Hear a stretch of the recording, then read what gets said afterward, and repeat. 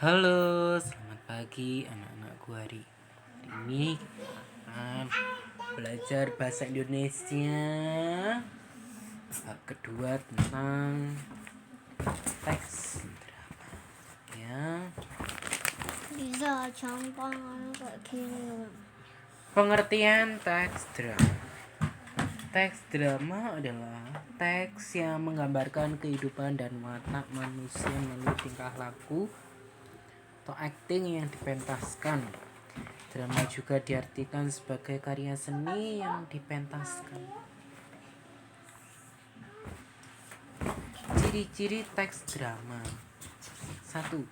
Berupa cerita. 2. Berbentuk dialog. 3. Bertujuan dipentaskan. Bukan beneran ya. Ini ya contoh teks drama.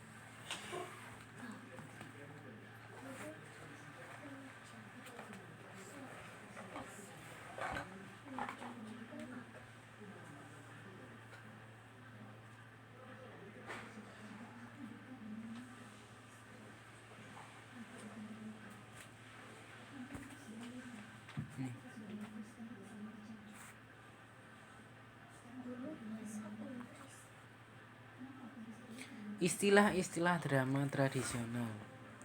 1. Sandiwara berasal dari bahasa Jawa sandi yang berarti rahasia dan wara yang berarti pengajaran. Oleh Ki Hajar Dewantara, istilah sandiwara sebagai pengajaran yang dilakukan dengan perlambang secara tidak langsung. 2. Lakon memiliki beberapa kemungkinan arti. 1. Cerita yang dimainkan dalam drama, wayang, atau film. Karangan yang berupa cerita sandiwara. Perbuatan, kejadian, peristiwa. Toneel berasal dari bahasa Belanda toneel yang artinya pertunjukan.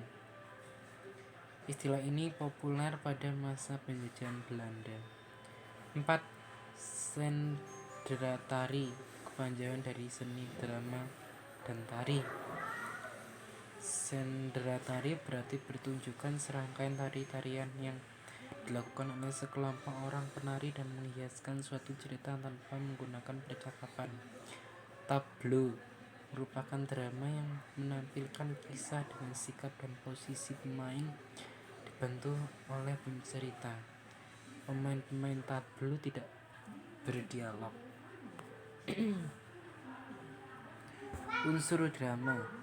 Selain tema dan amanat, drama dibentuk oleh unsur-unsur seperti ini. Alur, yaitu rangkaian peristiwa dan konflik yang menggerakkan jalan cerita. Alur mencangkup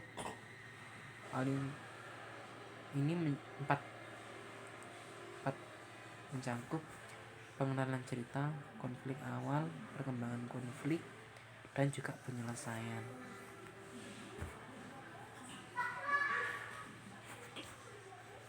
Penokohan merupakan cara mengarang menggambarkan karakter tokoh.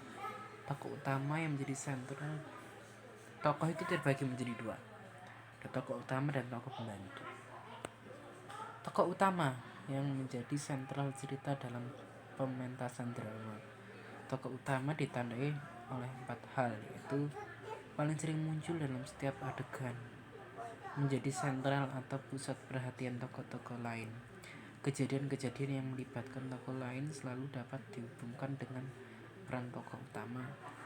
Dialog-dialog yang dilibatkan tokoh lain selalu berkaitan dengan peran tokoh utama.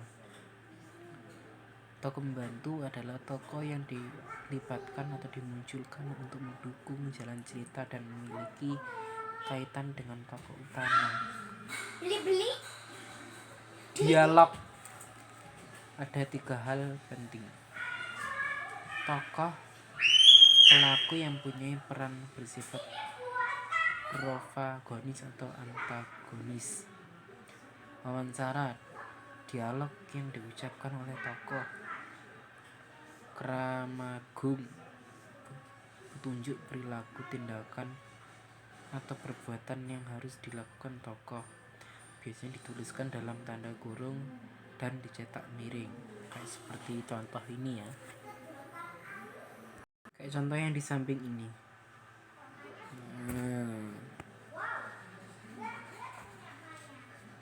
Latar adalah keterangan ruang dan waktu, dapat dinyatakan percakapan para tokohnya, tata tanggung ataupun tata cahaya. Bahasa merupakan media komunikasi antar tokoh. Bahasa juga menggambarkan watak tokoh, latar ataupun peristiwa yang sedang terjadi. Apabila disajikan dalam bentuk pementasan, drama memiliki unsur lainnya, yakni sarana pementasan seperti panggung, kostum, pencahayaan, dan tata suara. Struktur alur drama. Pertama, prolog, pengenalan tokoh, latar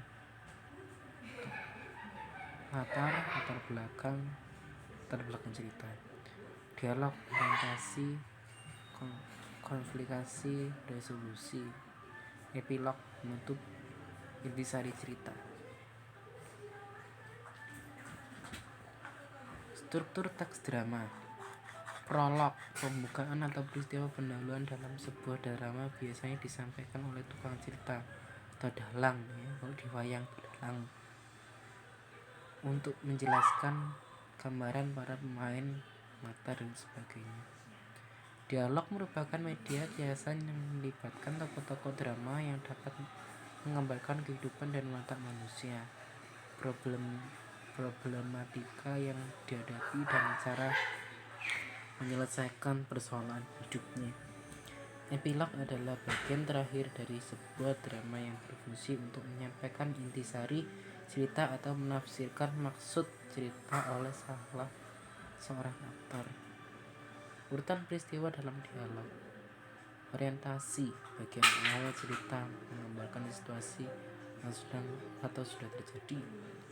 Komplikasi, berisi konflik-konflik dan pengembangannya, gangguan-gangguan, halangan dalam mencapai tujuan atau kekeliruan yang dipahami tokoh utamanya. Pada bagian ini dapat diketahui watak tokoh utama, protagonis atau antagonis. Resolusi, bagian klimaks dari drama, berupa akhir babak cerita yang menggambarkan penyelesaian atas konflik yang kami para tokoh. Kaidah kebahasaan. Kalimat-kalimat dalam teks drama hampir semua berupa teks dialog atau tuturan langsung para tokohnya, menggunakan kata ganti orang ketiga pada bagian prolog atau epilognya karena melibatkan banyak tokoh. Kata ganti yang biasa digunakan dalam mereka.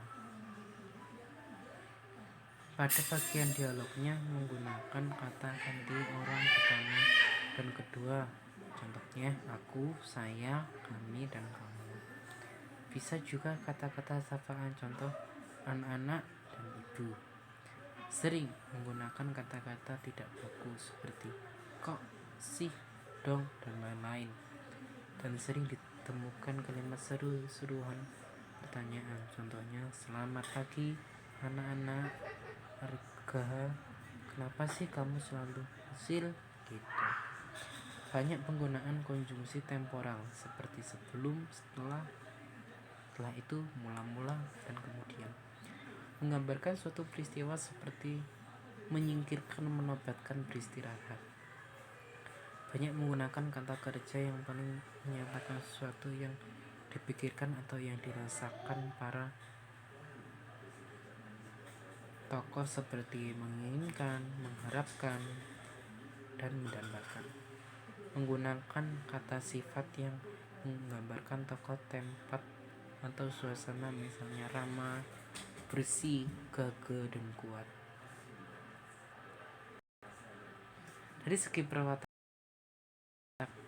tokoh dan perannya dalam pementasan drama terdiri dari macam.